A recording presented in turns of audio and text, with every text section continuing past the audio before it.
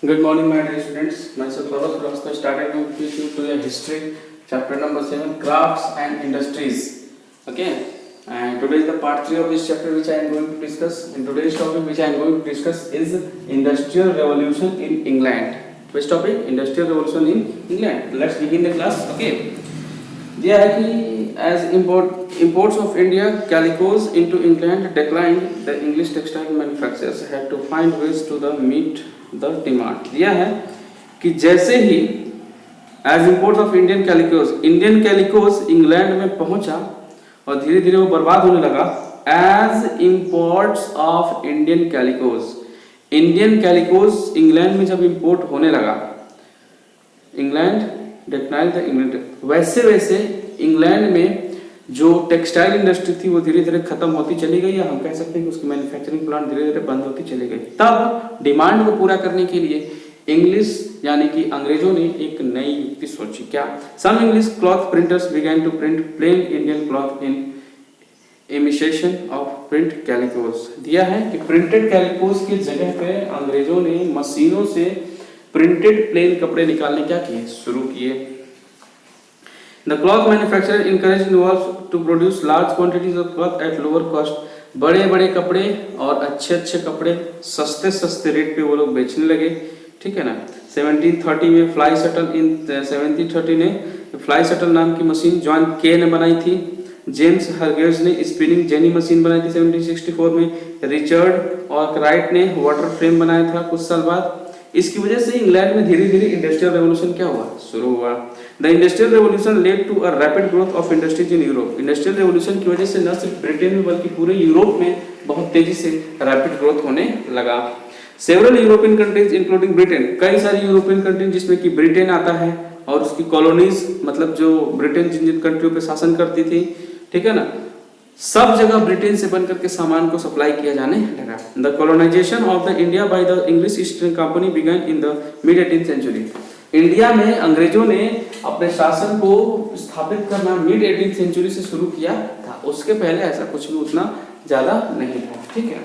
अगला टॉपिक है conditions during British rule. अगला टॉपिक जो हम लोग डिस्कस करेंगे, conditions during British rule. Conditions during British rule. क्या कंडीशंस थी? तो दिया है कि डिक्लाइन ऑफ इंडियन हैंडीक्राफ्ट, मतलब हाथ से बने हुए जो कपड़े थे इंडियन हैंडीक्राफ्ट, वो धीरे धीरे खत्म होते चले गए जैसे ही अंग्रेजों ने यहाँ पे इंडस्ट्रियलाइजेशन शुरू किया.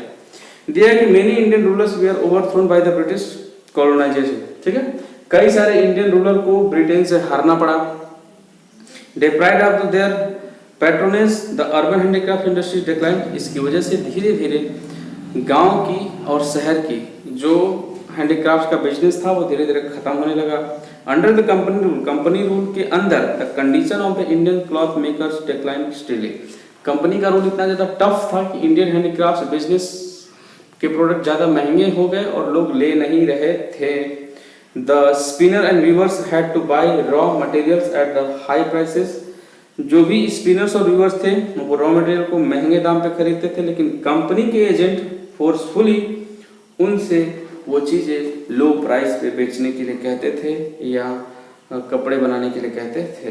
This greatly reduce the income of the spinners. इसकी वजह से स्पिनर्स की जो इनकम थी वो बहुत ज्यादा कम हो गई एंड वीवर्स की भी. They were forced to look for the other means of life. और इसलिए उन्होंने खेती की तरफ, यानी कि फिर से वो खेती करने लगे. इसमें सब कुछ दिया है.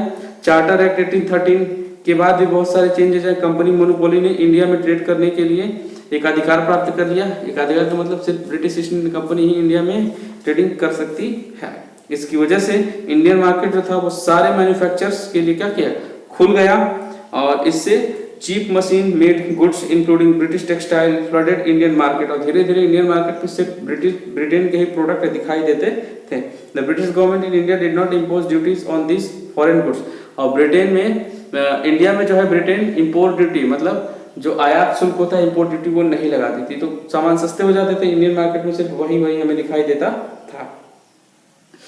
मैकेनाइजेशन का मतलब होता है the British set up some mechanised industries in India to meet Britain industrial good needs.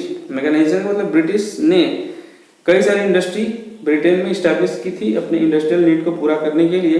They invested mainly in coal mining, उन्होंने कोयले की खदान में इन्वेस्ट किया, रेलवे में इन्वेस्ट किया, जूट इंडस्ट्री में इन्वेस्ट किया। They were not interested in mechanism India is cotton textile, लेकिन उन्होंने इंडियन कॉटन टेक्सटाइल इंडस्ट्री में इन्वेस्ट नहीं किया। मतलब इंडिया में इन सब में इन्वेस्ट किया, रेलवे में, कोल में, सब में, लेकिन इंडियन टेक्सटाइल इंडस्ट्री में इन्वेस्ट नहीं किया, क्योंकि वो जानता था कि अगर वो इन्वेस्ट करता है तो उसे ही घाटा होगा। The first cotton mills in the country were set up by Indian enterprises entrepreneur in mid 19th century. पहली इंडियन कॉटन इंडस्ट्री एस्टैब्लिश की गई कब? मिड 19th सेंचुरी में। India first modern cotton mill was a spinning mill establish in Bombay 1854। 1854 में पहली कपड़े की factory बैठाई गई, जबकि ये फैक्ट्री कब से काम करना शुरू किया? 1860 यानी कि 1860 से, जब सिविल वॉर अमेरिका के साथ स्टार्ट हुआ। टू सप्लाई रॉ कॉटन, और इंडिया से जो रॉ कॉटन है वो यूएस से, from the USA to Britain fell drastically. India से रॉ मटेरियल और यूएसए से जो रॉ मटेरियल था वो ब्रिटेन ट्रांसफर होने लगा, ठीक है।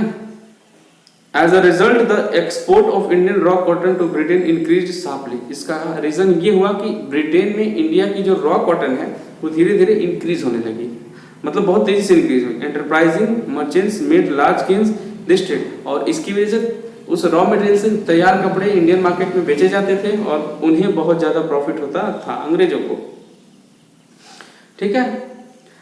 1880 में यानी कि 1880 में India had more than 80 cotton mills. India में 1880 तक 80 से ज्यादा कॉटन मिल हुआ करती थी। Yarn was sold to handloom, yarn handloom weavers को सेंड किया जाता था इंडिया में, और पूरे दुनिया में इसका एक्सपोर्ट किया जाता था। लेकिन these mills also began to produce cloth, ये मिल कपड़े, ठीक है ना, इंडियन मार्केट में बना करके बेचते थे। उस टाइम पे Indian cotton goods export to China में एक्सपोर्ट किया जाता था, ब्रिटेन में एक्सपोर्ट किया जाता था। The British textile manufacture felt threatened and demanded the removal of all import duty on British textile. India में ब्रिटेन के प्रोडक्ट इसलिए ज्यादा पॉपुलर हो गए क्योंकि इंडिया में जो है ब्रिटेन वो इंपोर्ट ड्यूटी नहीं लेता था, तो उसके कपड़े सस्ते मिलते थे, जिसकी वजह से इंडिया में उसके कपड़े सस्ते हो गए।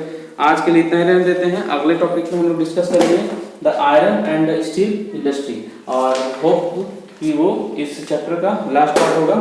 आपके हाफ ईयरली एग्जामिनेशन होने वाले हैं अक्टूबर महीने में, उससे पहले 50% कोर्स मैं कंप्लीट करा दूंगा। तो आप लोग जल्दी जल्दी कॉपी कंप्लीट कर लो, अगर कोई भी डाउट हो तो वो भी पूछो। Thank you so much.